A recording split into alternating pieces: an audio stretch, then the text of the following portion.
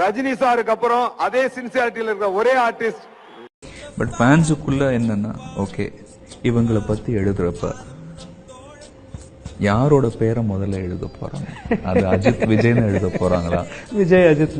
அது விஜயுடைய படங்கள் உங்களுக்கு எந்த படம் பிடிக்கும்? காதலுக்கு மரியாதை. காதலுக்கு நைஸ் படம்.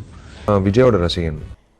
Oh, Vijay sir, who else? He is brilliant. He is brilliant. இவருடைய படங்கள் தான் இன்னைக்கு வந்து திரையரங்குகளுக்கெல்லாம் தீபாவளியாக இருக்குங்கிற காலகட்டத்தில்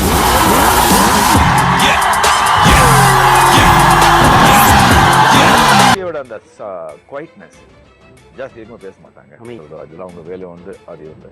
ஸோ அந்த அமைதி ஜாஸ்தி வந்து இல்லை. Once it was a long time ago. Tamil I like Vijay. யார் அவன்? ஏன்னா நானே விஜய் ரசிகன். அப்படி மரட்டத்தனமா பேசுறாரு தவிர நேரா பார்க்கும்போது அப்படி பேசுனது கிடையாது. எனக்கு அது ரொம்ப பிடிக்கும். அவர்கிட்ட உழைப்பு ரொம்ப பிடிக்கும். நம்ம எப்பவுமே வந்து விஜய் சாரோட தீவிரமான ரசிகர். வெவ்வேறு அப்பா அம்மா அப்படிங்கிற ஒரு விஷயம் வந்து எங்க விஷயத்துல நான் ரொம்ப உண்மையை நம்புறேன். பிகாஸ் நான் உண்மையிலேயே வந்து என்னோட எல்டர் பிரதரா தான் விஜய் நான் பாக்குறேன். நான் வந்து எம்ஜிஆர் பிடிக்கும் சார். எங்க அண்ணனுக்கு வந்து ரஜினியை பிடிக்கும். எனக்கு என் தங்கச்சி என் தம்பி இங்க இருக்க எல்லாருக்குமே எங்க இளைய தளபதி. உண்மையை ஒத்துக்க வேண்டிய விஷயம். I think you are the next superstar, Vijay. First படம் நடிக்கிறீங்க, நான் இந்த ஹீரோவோட தான் பேரா நடிப்பேன் அப்படி நீங்க ஃபீல் பண்ற ஒரு ஹீரோ Vijay.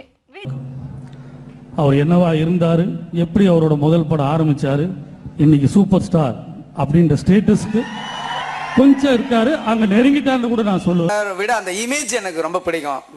ரொம்ப பெரிய மாஸ் ஹீரோ பிளஸ் வந்து இன்னைக்கு இருக்கிற நம்ம நிறைய இளைஞர்களோட ஒரு ரெப்ரசன்டேட்டிவ் மாதிரி இருக்கிற ஒரு சூப்பர் ஸ்டார் அந்தஸ்துல இருக்கிறவர். Young and charming Vijay. நீங்க